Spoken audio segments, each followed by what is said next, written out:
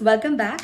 This video is about the cardiovascular system, and like I said, that I will be covering anatomy, physiology, pathology, and pharmacology all together. So let's start off with anatomy.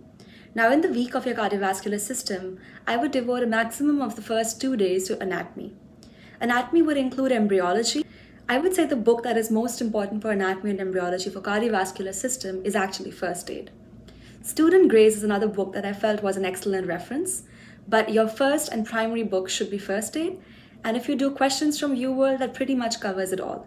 So for anatomy, stay focused and try and complete it in as short a period of time as possible. Now let's come to second, which is physiology. For physiology, I would say that is very important for the cardiovascular system. You get a lot of questions on your UWorld as well as on the main exam from physiology, so it is important to understand all that you read. I would say the important books for physiology for cardiovascular system would be First Aid, Kaplan, Board Review Series, and also I referred to Guyton because I had done that in my medical school. So if you're in your first year and watching this video, I would highly recommend looking at Guyton because it really clears concepts. Now it'll be important to lots of practice questions because certain high yield areas like JVP basics, EKG basics, and pressure volume loops, which you will be tested on plenty in your main exam. So for physiology, be sure that you have understood what you are doing, and if you haven't, then do lots of questions so as to understand what kind of questions you'll get on the main exam. Now let's come to pathology of the cardiovascular system. Like most other systems, pathology forms a huge and important part of the whole system. What are the important resources? First Aid clearly is very important. Kaplan is a good resource.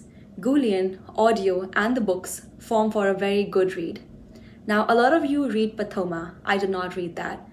I had read Robbins in my second year of medical school, so I found it easier to refer back to Robbins than to read a different book altogether.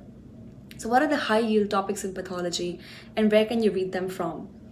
Endocarditis and cardiomyopathies were my personal favorites from Robbins, so I read them back from the main book itself. But I would say Goulian covers the whole of Robbins in a very concise and beautiful way, so probably would make for a good read. And doing questions from pathology of cardiovascular system is probably your best bet at covering the whole of it. Now, First Aid has some very important topics which are tested so thoroughly and should not be missed out at all. For instance, post-MI complications and vasculitis are tested left, right, and center on UWorld and on the main exam. So do not forego that. But for pathology, an overall good strategy would be to know your resources very well, because if you're comfortable with a certain kind of book, refer to that again and again, because you would need revisions. Now let's come to pharmacology of the cardiovascular system, my personal favorite. So how should you strategize to read pharmacology? Well, first things first, you should actually start off by reading with the autonomic nervous system. Now, ANS and CVS have a lot of intertalk, and it makes perfect sense to finish ANS first, get confident with the drugs, and then come to cardiovascular system. ANS has been taught amazingly well in the Kaplan videos as well as in the text. They have some really great questions, so it makes perfect sense to finish that first and then come to the cardiovascular system. Now, when you do come to the cardiovascular system, first try and understand what pathways are you dealing with, and then plug in the drugs. That'll help you remember for a very long period of time. Now, which books should you read for the pharmacology part of cardiovascular system? I would say First Aid has a little insufficient text and probably would not suffice for long-term memory. Lippincott is a great resource for remembering pharmacology. Some topics like hypertension, heart failure have been explained beautifully and would help you go a long way. Now, other book that I read in my medical school, and I absolutely love the book, is actually Sparsh Gupta. And I've carried it with me all the way to United States because I feel like I could not do without this book. It's a compilation of all great books, and I feel that they have explained everything beautifully and in a way that you can revise it multiple number of times. And even if you don't, you'll end up remembering a lot more than you do from standard pharmacology books. But if you have neither Lippincott nor this book that I spoke about, then I would say reading from Kaplan would also be a great resource. But First Aid is clearly not enough.